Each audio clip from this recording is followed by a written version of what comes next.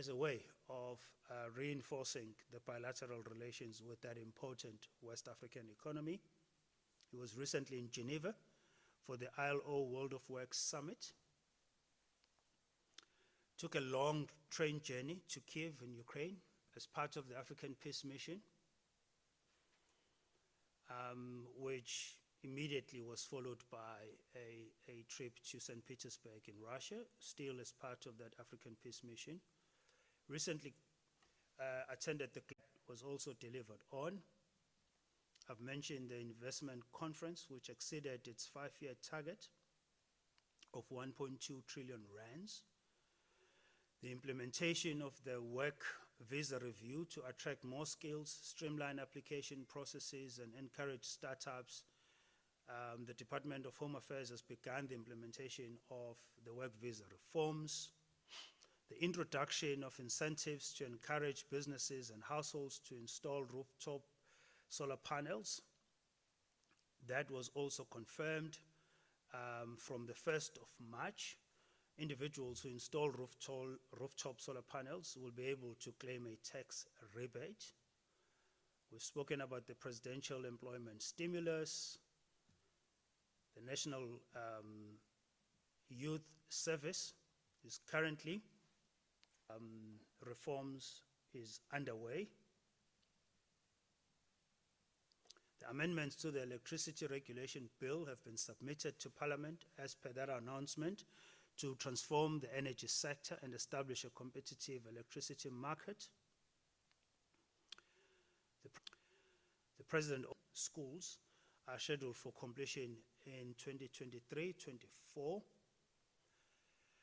The completion of construction on the Hazelmere Dam has been completed. National Treasury has allocated 36 billion rands to fund the SRD grant until March 31, 2024.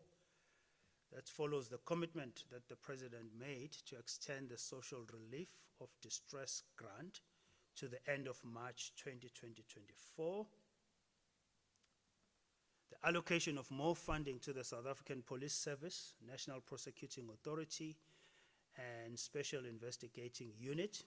That allocation has been done to the tune of 14 billion rands over the next 3 years to fight crime and corruption.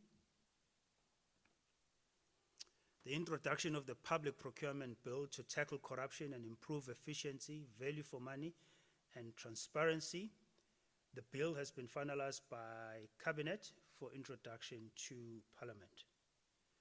So, colleagues, I know that was quite long and detailed. We will share this information shortly through the usual channels that we use to distribute statements, and at least it provides a reference of how engaged and how motivated the President is. It also dispels any myths, lies, and any other false information that's being peddled with respect to the President having checked out or not being engaged. Terence, you were showing me something that I just need to acknowledge before we open for questions. Just come back, please.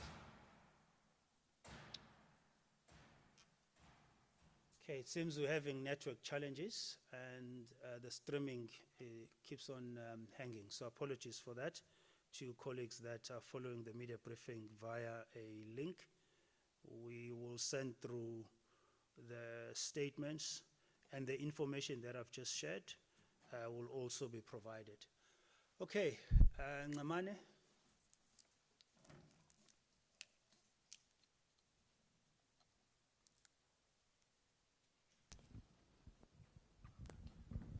Yeah, let's start with the lady first. Let's start with the lady. Ngamane will follow.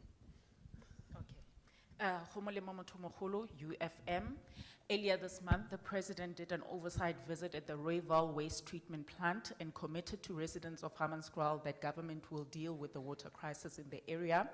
Now there's been calls for the SIU to investigate the phase 1 of the Rooiwal water treatment plant project. Is the President planning to make a proclamation in this regard? If so, when? If not, why not? Last week, Chief Justice Raymond Zondo raised concerns about the snail pace of implementing the recommendation in the reports. Can we have an update on how far you are in implementing these recommendations? Okay, Khumulemo, we never preempt the SIU's submission of proclamation applications. When that proclamation lands in the president's desk, it will be considered like they always get considered in the normal practice of that process. And so I can't give timelines, I can't give details over a proclamation that we do not have. But more importantly, the president's commitment to the people of Hammanskraal remains. Government's commitment with respect to providing safe and clean water in Hammanskraal, that commitment remains. Whatever work that needs to be done will continue being done. Where there are concerns about criminality and acts of corruption, those will obviously be dealt with by law enforcement as necessary. With respect to the implementation of the Zondo report recommendations, I don't have the figures right here with me, but there's been significant progress on the side of the ID, for example, in prosecuting some of the cases. There are a number of cases that are on the court roll. There are reforms in terms of the state's capacity to deal with acts of corruption, state capture, and criminality. Those reforms are underway, and the capacitation of the state is underway. Some of the work is being carried by the National School of Government, for example. And so we will be able in a few months' time, which will mark a year since those recommendations, since the president presented a plan, an implementation plan of those recommendations. We will be able to provide more details. More importantly, the president is satisfied with the level of progress. In some cases, albeit at a slow pace, but in some cases there has been some progress that has been made in that regard. Samgelo.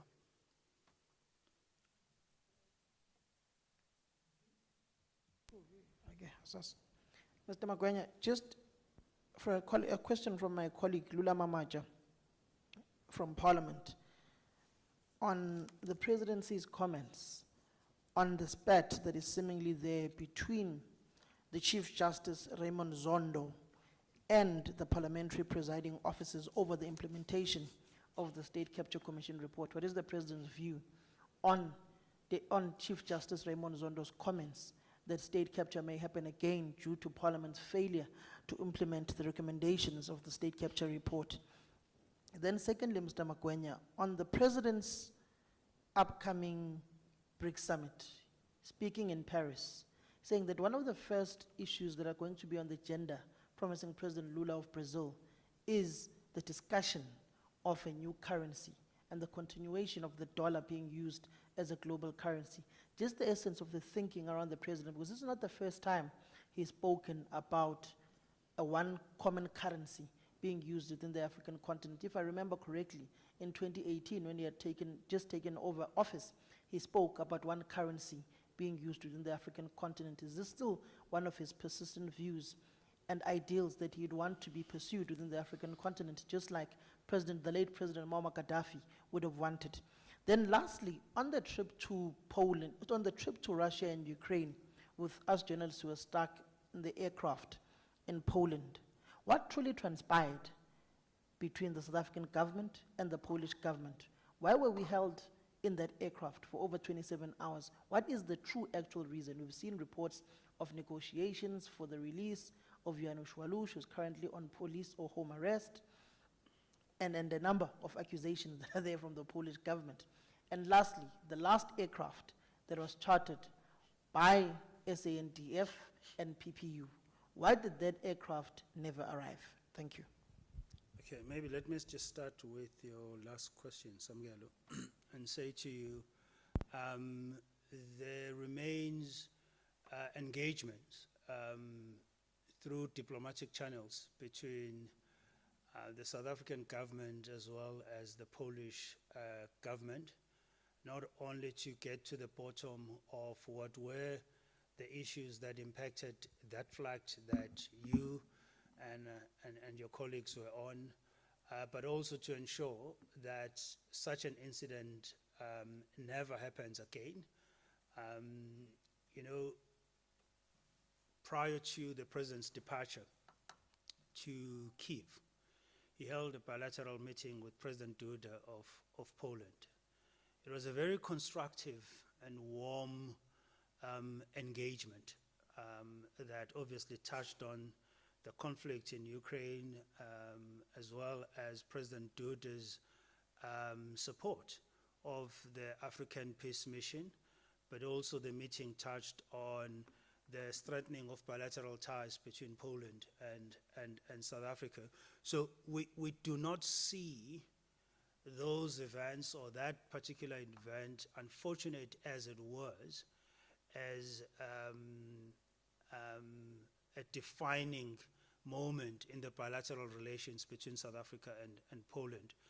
And we remain hopeful that our officials, or officials on both sides, will get to the bottom of the issue. Secondly, there is a process currently underway involving all stakeholders from SAPS, PPS, SAA, DPME, the Presidency, that's currently looking at what actually transpired, and that process is underway to once again just go through step by step of the permits, application process, the flight plans, and what have you, to have a full understanding of what happened. Hopefully that process will be finalized fairly soon, and we'll be in a position to share in some detail what truly transpired. I think it's important for us as the Presidency to just outline a few basic sort of administrative issues here. That one, we as the Presidency, if you like, were just passengers on that flight. We were not the procurers of that flight. It was a security flight. We were offered seats for the media, recognizing the financial difficulties that a lot of our media houses face, recognizing the difficulties that journalists will have experienced trying to travel to Kyiv on their own, and recognizing the historic importance of that peace mission. It was important that if there was an opportunity, such as was the case, that the media is supported to travel. Unfortunately, things did not turn out as we planned, and regrettably, the experience that you and your colleagues had was not the one that we would have wanted, or the one that we worked extremely hard to facilitate and ensure. With respect to the BRICS summit and the discussion on the currency, yes, the President made that undertaking, and yes, there has been a discussion not only amongst BRICS countries, but a number of countries with respect to exploring the usage of an alternative currency to the dollar. As you will imagine, issues of currencies are quite complex, and there are a number of factors that you have to consider, both in terms of your economy domestically, but also in terms of your ability to do trade with other parts of the world.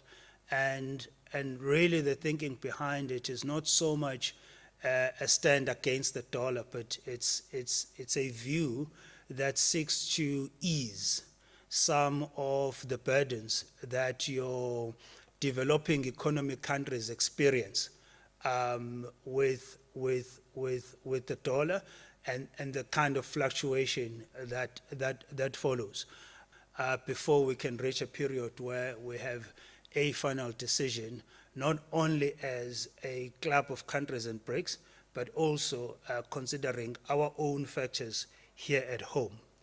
To your last question, which was your first question, I kind of addressed them in reverse, Samgelo.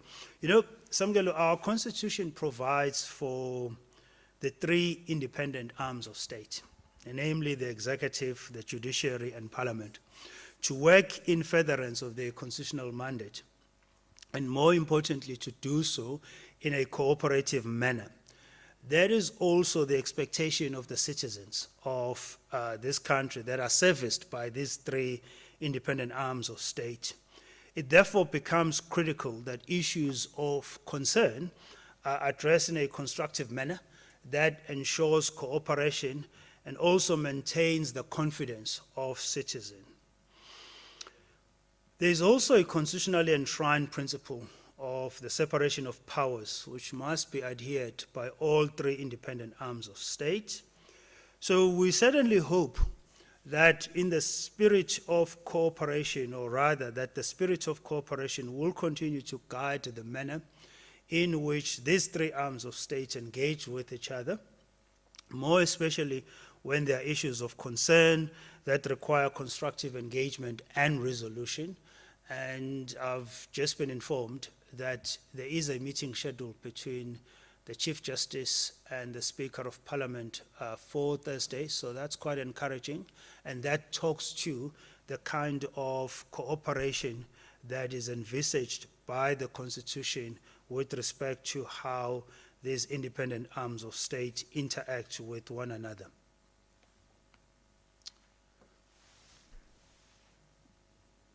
Can we get the mic to... Oh, okay. I think they want you to be audible to other audiences, and that mic is not sufficient. Okay, great. Hello. Vitaly Markovic from Task News Agency. Mr. Magwenya, tell me, did mutiny attempt in Russia had any impact on the preparation of forthcoming BRICS summit? And Sorry, also, just repeat that first line. the mutiny attempt in Oh, Russia, yes. did it have any impact on the forthcoming BRICS summit and on the work of the African peace mission on Ukraine? Thank you. So, as you know, that issue from the reports that we have, that issue has been resolved from the reports that we have. So it has had no impact whatsoever on our preparations to host the BRICS summit. Neither has it had any impact with respect to the African peace mission. There is a well laid out roadmap, if you like, that follows the initial engagements that were held in Kyiv and in St. Petersburg, and the African heads were held in Kyiv and in St. Petersburg, and the African heads of states that are part of that initiative will continue on that roadmap and will continue with the engagements with both President Putin and President Zelensky. Yes, sir.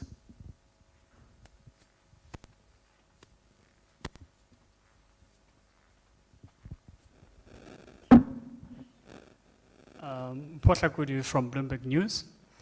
My question is on the upcoming BRICS summit, whether President Vladimir Putin would be attending in person, and when is government planning to announce the details for the upcoming BRICS summit? Thank you. Paul, the President will be in the next couple of days or so. Sorry, let's just switch off that mic to avoid the distortion. Great, thanks. So, Paul, the President in the next couple of days or so will be concluding his round of consultations with other BRICS leaders. Thereafter, we will be in a position to advise as to when the President will make an announcement regarding the country's hosting of the BRICS summit. This is going to be a historic summit. All African heads of states have been invited. Heads of all regional multilateral bodies have also been invited. We have a historic number of countries seeking to join BRICS, which is something that BRICS member states will be considering. Therefore, it will be a very successful summit, and the President, alongside his BRICS counterpart, are all determined that nothing distracts from hosting a very successful summit. So in time, once the President has concluded his round of consultations with his BRICS counterpart, we will then advise when he will make the announcement on a number of details that relate to our hosting of the summit. Thank you, Mpo. Before I come to Terence, the gentleman next to Samgelo.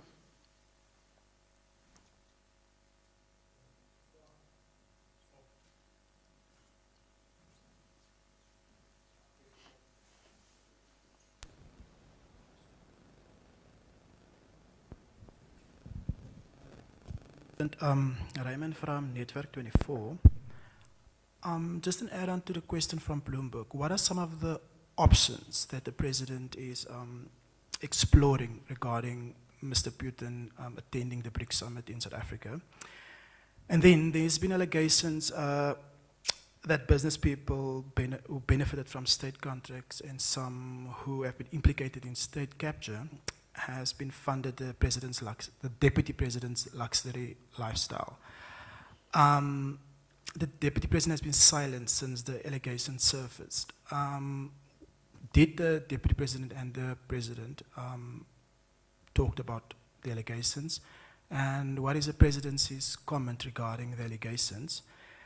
And then lastly, there were some reports that while in Ukraine, that you, Vincent, that some said that you lied about what happened and about the bombing. The President also mentioned that there were some missile strikes in Ukraine. Can you clarify your experience, what happened? Okay, so let me start with that one.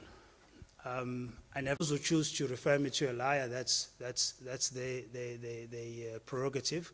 But in my responsibility as the President's spokesperson, which I take very seriously, I never release false information, and I'll never do that.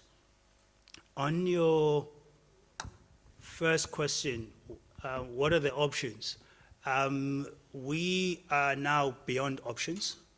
The President has had an engagement with President Putin. The President, as I've said before, in response to Poe's question, is now concluding a final round of consultations with his BRICS counterpart. Thereafter, he will direct us as to when we can advise you on the date and time he will make an announcement with respect to our hosting of BRICS. So we can just move on from the discussion of options. We are beyond options. All that remains now is for the President to finalize his consultations with his BRICS counterpart, and thereafter he will make an announcement, and we'll advise you guys in time for that announcement. With respect to allegations, I think what you're referring to as allegations, you're referring to news reports. So there are no allegations through the sort of formal criminal justice process. So you are referring to news reports that have been published by News 24 with respect to the Deputy President. Look, as a country, we don't, as yet, have laws that prosecute individuals on the basis of being found guilty by association. We don't have those laws. The DP is not facing any criminal charges, nor has he been cited in any criminal investigation.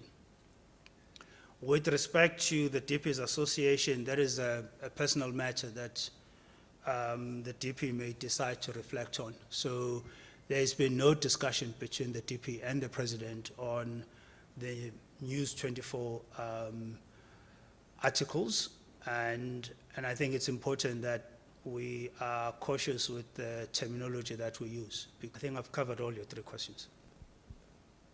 Thank you, Raymond. Terence? Thanks, Mr. Magwenya. I have a couple of questions from the WhatsApp platform. About 5. Are you willing to take all Yeah, of them? Sure. Or, okay, No. 5 questions. yes. Okay, just give me first 3, and then you'll give me the other 2 after I've responded to the first 3. The first one from Thabiso Lehoko, Sputnik News International. Has SA decided whether to invite French President Emmanuel Macron to the BRICS summit? And will Russia's protest be taken into consideration? And what are the next steps in the implementation of the African Peace Initiative? That was the first question. The second question is from Vuyane Green.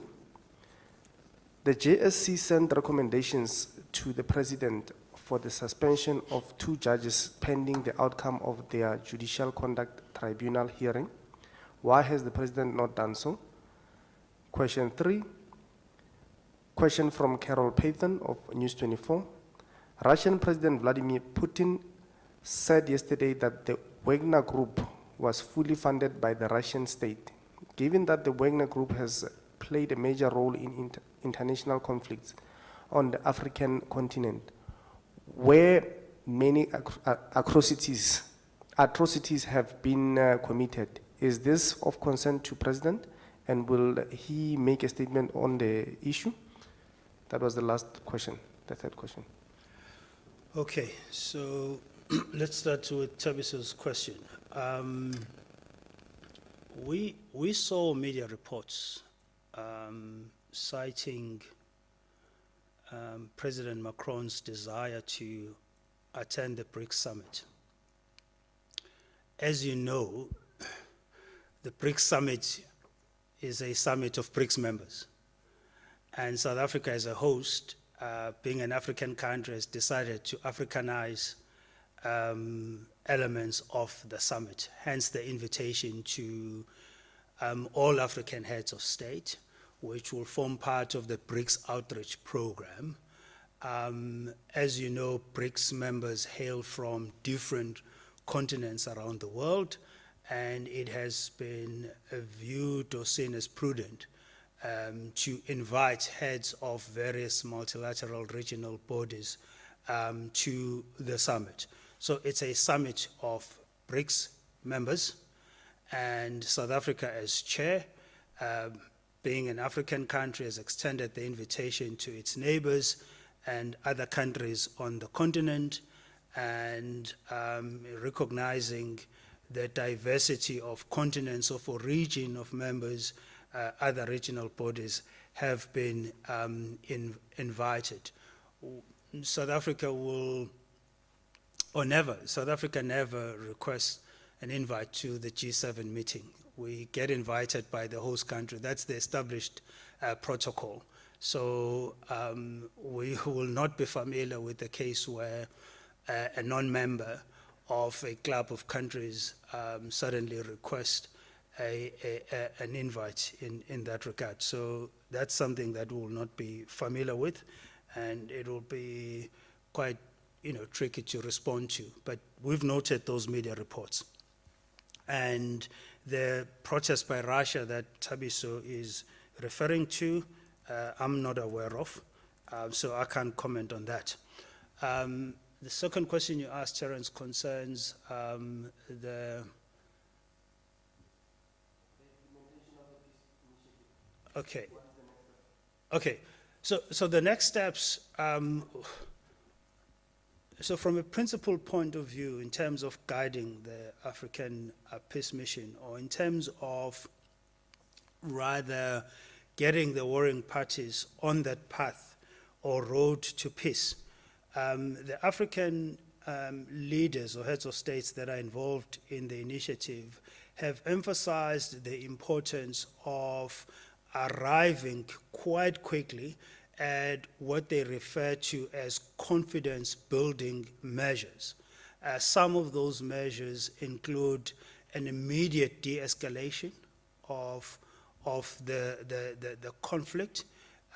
Some of those measures include looking at some of the elements that are contained in the 10-point peace plan that can be considered and potentially be given effect to the extent that they contribute to those confidence-building measures. So that's the first part.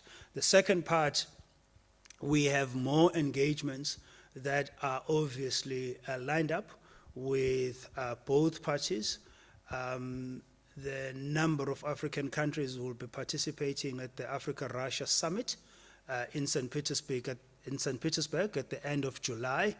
That summit will provide an opportunity for further engagements with President Putin on some of those confidence-building measures.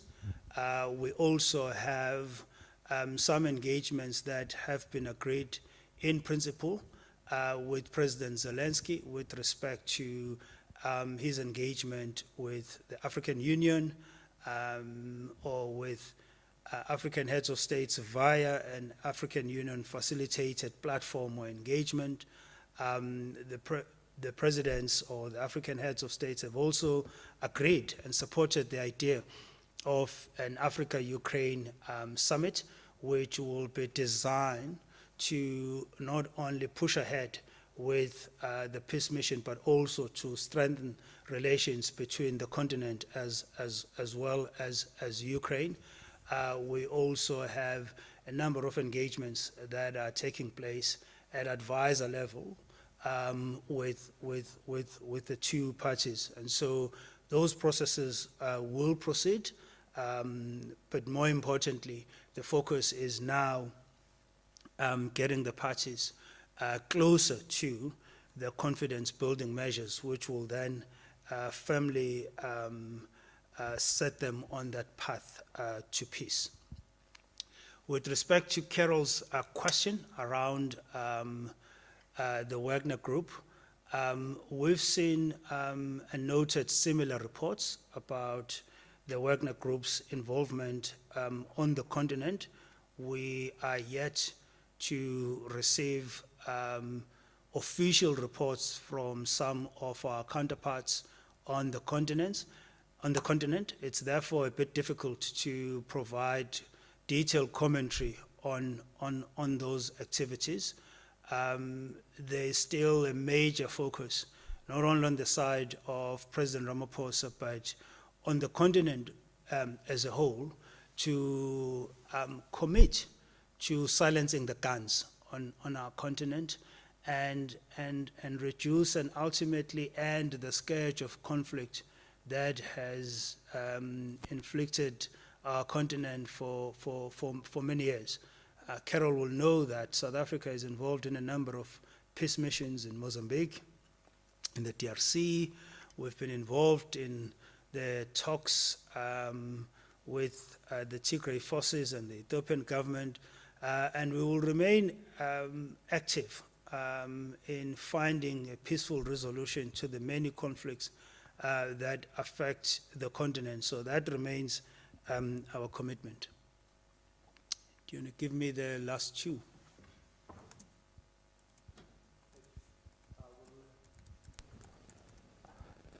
Yeah, there was an added question. There are now 6, but I'll give you the following one. Question 4 from Lindsay Dengler, Eyewitness News. Following the detention of the president's security personnel in Poland during his peace mission to Ukraine and Russia, has there been any debriefing or discussion with the SAPS or the minister to gain a better understanding of what went wrong? Have there been any further discussions with DIRCO or Polish authorities on whether, in fact, SA had the correct documentation for its personnel and cargo to enter the country? Question 5 from Lunga of the Citizen newspaper. 1, Eskom keeps breaking down. Inflation is still high and life is incredibly hard for citizens. When will things improve, if ever? Okay, Terence, let's just pause there. Okay. Let me deal with Lindsay's question.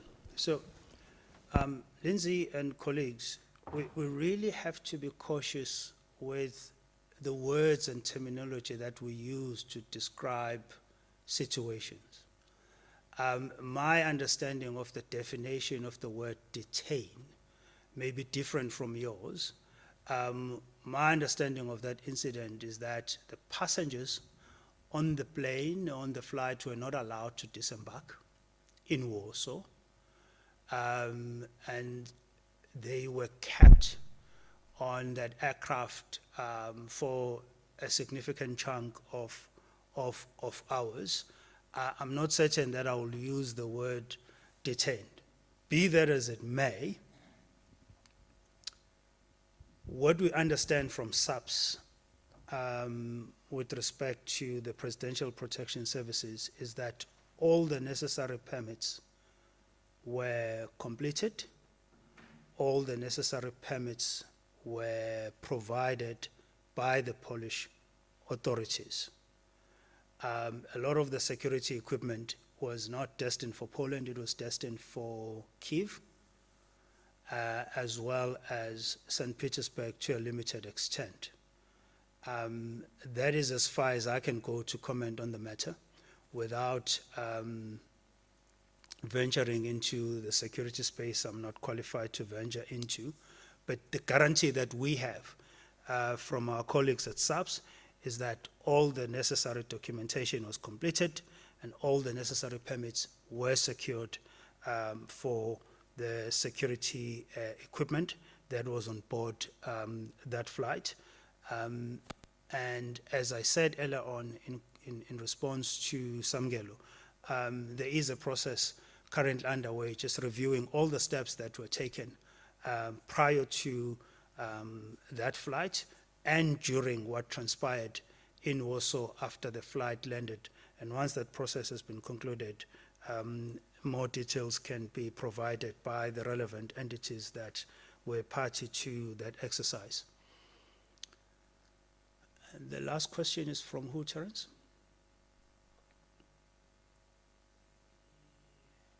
Let's just make sure the questions are from journalists, please.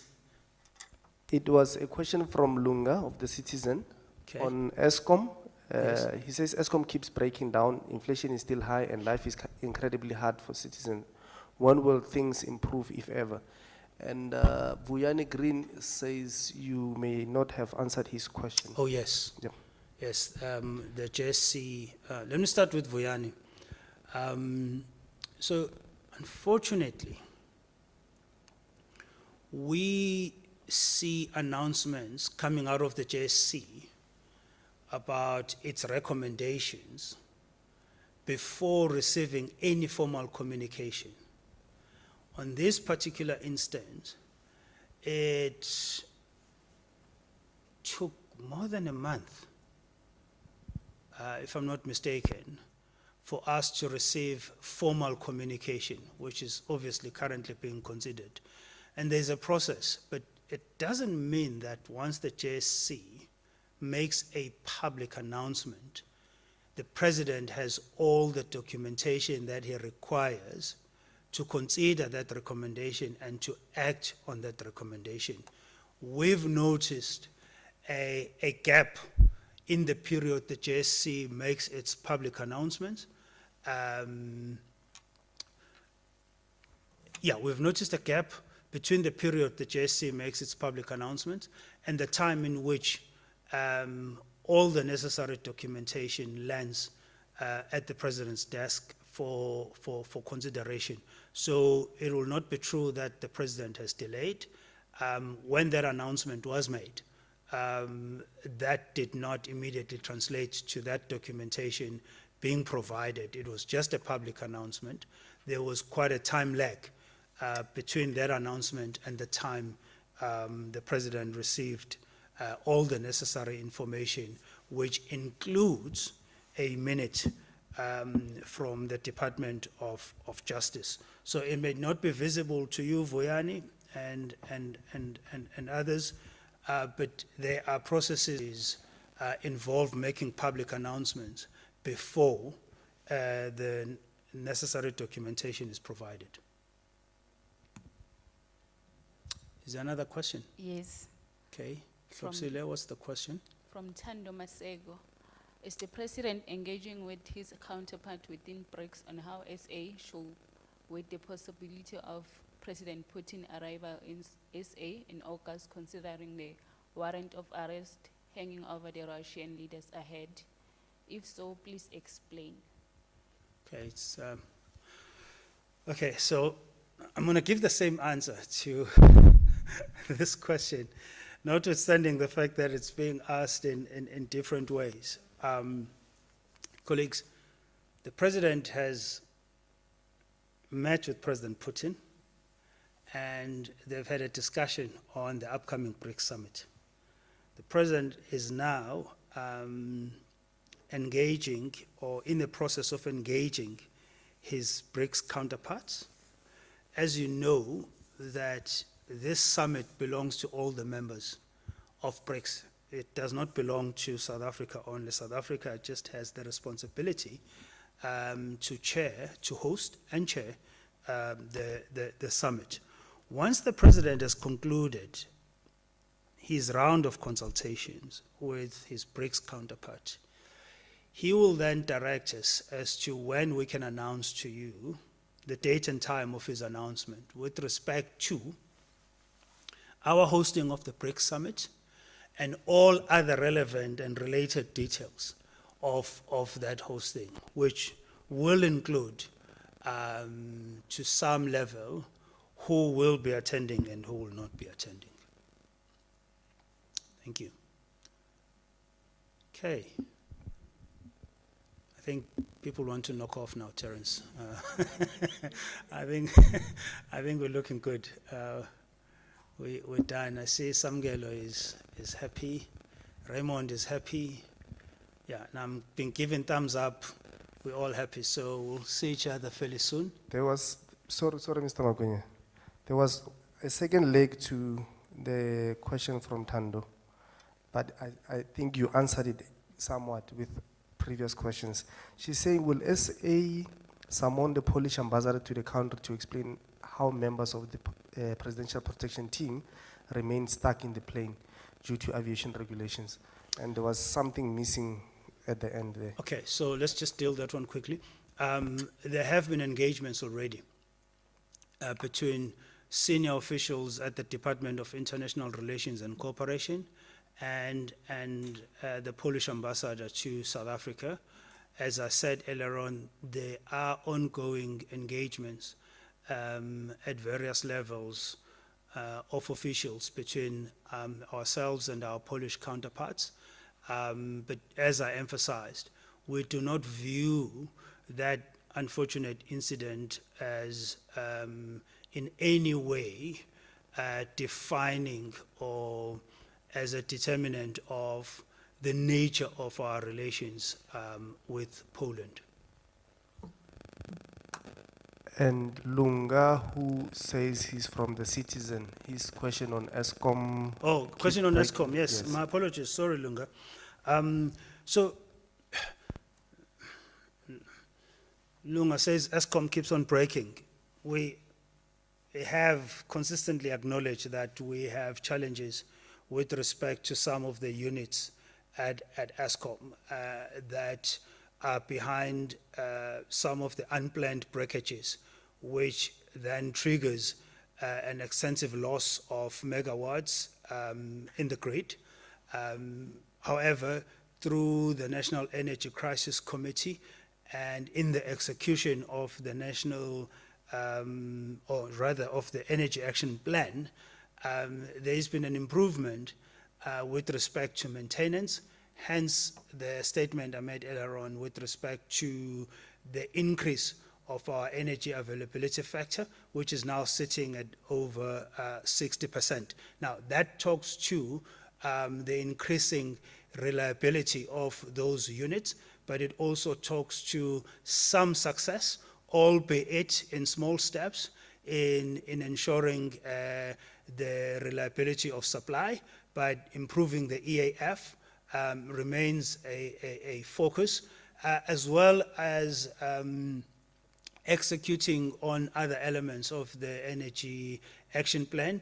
I referred earlier on to the reforms that the President has led, which has contributed to 100 private sector projects that are going to give us about 10,000 megawatts. So insofar as ensuring a stable energy supply to the country. We are on course, and we remain on course. The Minister of Electricity, or rather the Minister in the Presidency responsible for electricity, has made some significant headway in this regard through his various engagements. He's recently been traveling in Asia, where he's brought back a lot of case studies as well as potential partnerships that we can pull into the execution of the Energy Action Plan. So with respect to Eskom and energy provision, Lunga, we are on track. It may feel that we are moving at a snail's pace, but we are seeing very encouraging signs of progress, which must be acknowledged. With respect to life being hard, as well as an increase on inflation, definitely we will acknowledge that.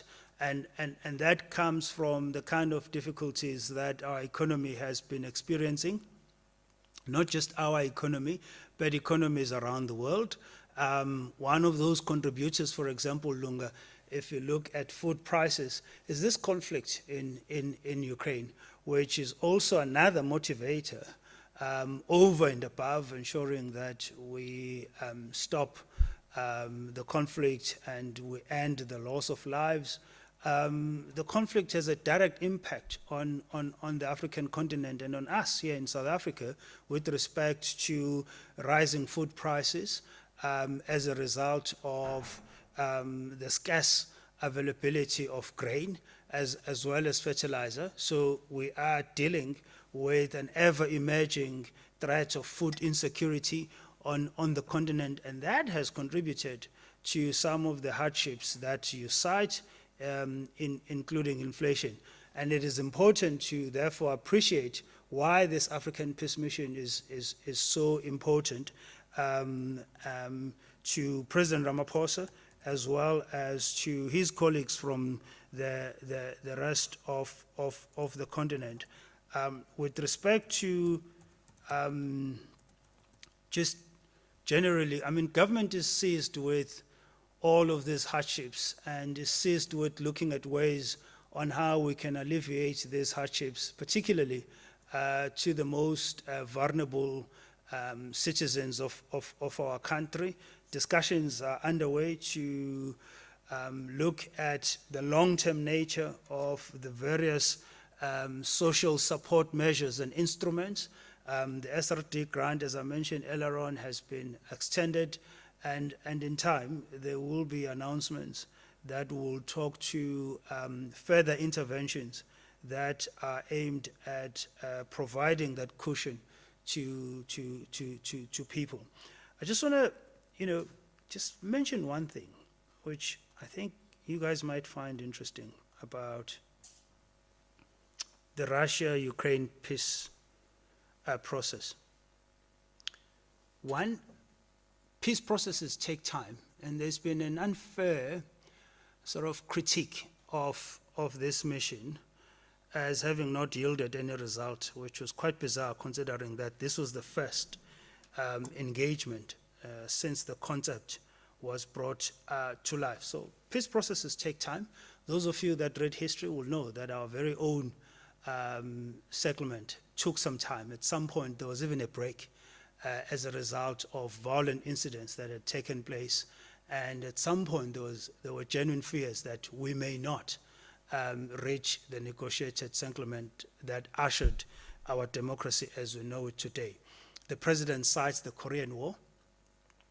He's been reading a book about the Korean War, and it took something like 595 meetings over a 2-year period to arrive at the settlement of that conflict. It was also an intractable conflict like you have in this case with Ukraine and Russia, and that's how long it took.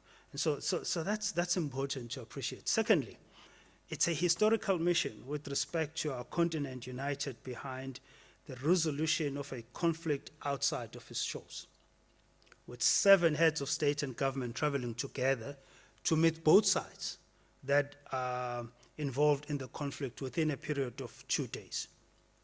I've spoken about the confidence building measures and the de-escalation of the conflict as quite urgent, or rather the de-escalation of the fighting, which is quite urgent, and the focus on confidence building measures.